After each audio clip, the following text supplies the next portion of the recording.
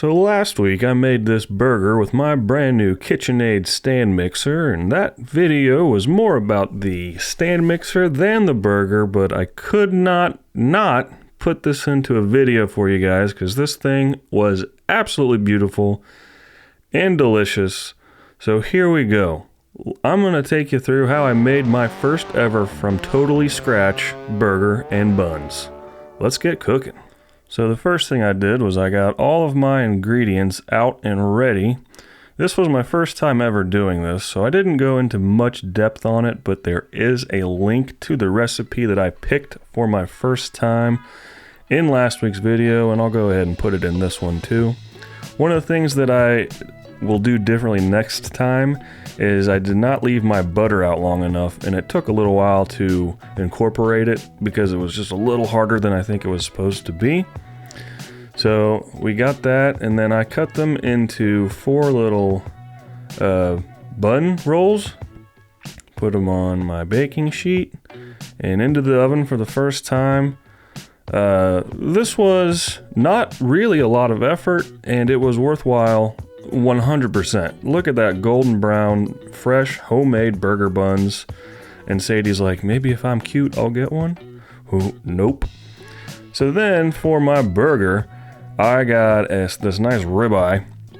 I had never had a ribeye burger before, and I wanted one. So, well, here we go. And I just used the larger coarse ground on it. I just passed it through once, and I thought that worked pretty well.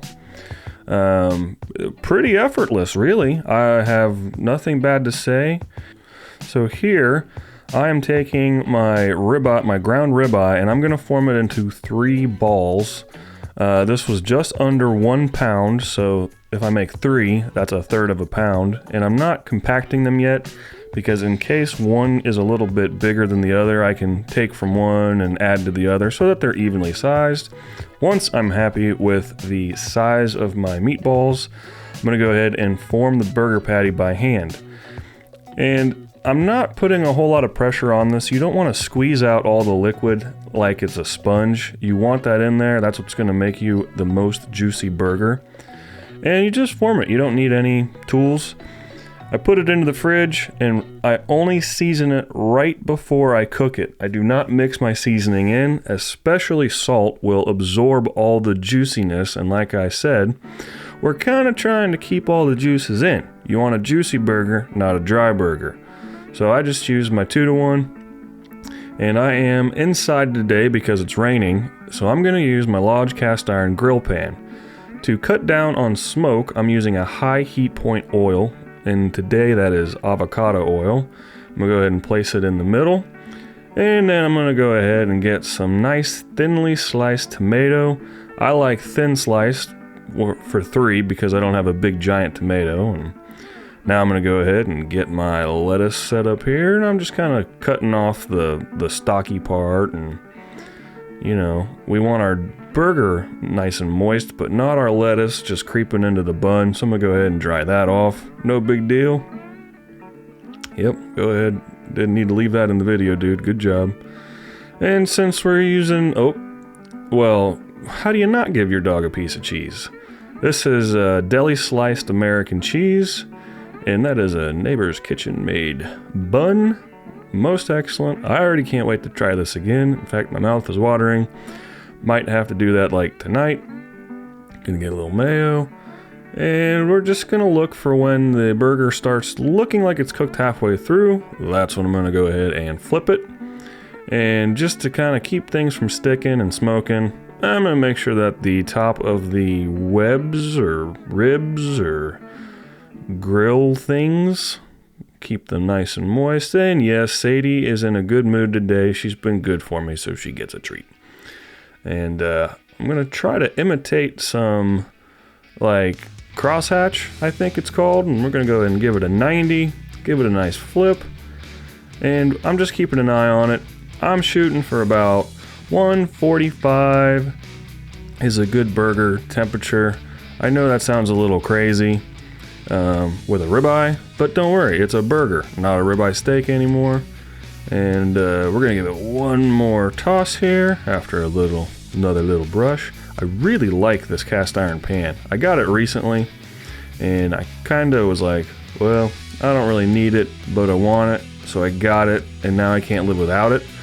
So that's cool. I'll put a link to that in the description below as well.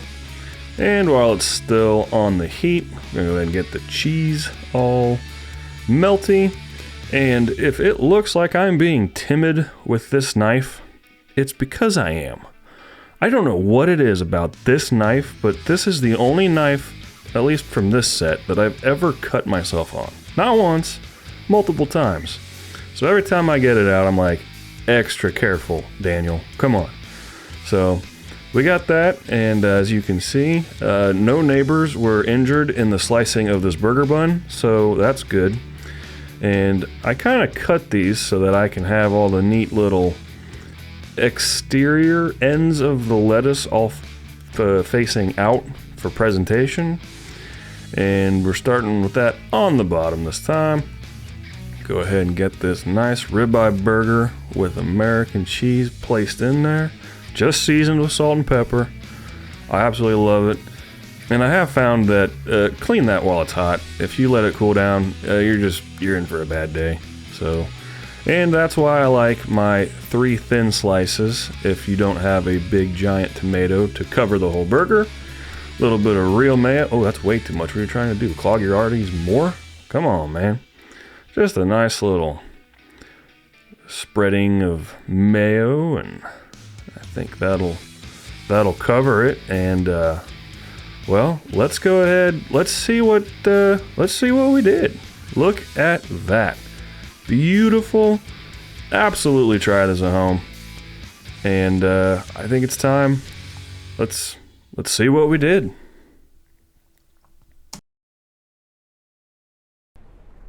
First bite.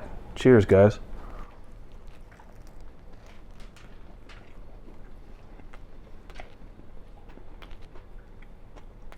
Oh my gosh. This is unlike anything I have ever had. Oh my goodness. This bun is wonderful. This burger is out of this world. A ribeye steak burger. Oh my gosh. Listen, the bun has an absolutely perfect texture. The outside has that wonderful crust, and the inside is so light and flaky and flavorful. I don't feel like it's too heavy. I love that I can taste everything. Just the salt and pepper. You can taste the mayo. You can taste the nice melty American cheese. I get just a little bit of the coolness of the lettuce. I get a little bit of the tang from the vine ripened tomato. It doesn't even need mustard. Y'all, 100% this was worth the wait. This was worth the work.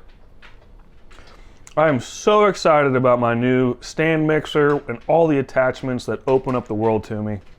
Hey, if you're new to the channel, look, we do everything here, from being on the Traeger to the grill to the stove to the oven to the pressure cooker to the air fryer to over the fire to the campground. We do everything here. If that interests you, hit that subscribe button. We got new stuff coming to you every week. I appreciate you so much for being here. You have to try this at home. I'll link everything down in the description below. And most importantly, guys, until next time, be well.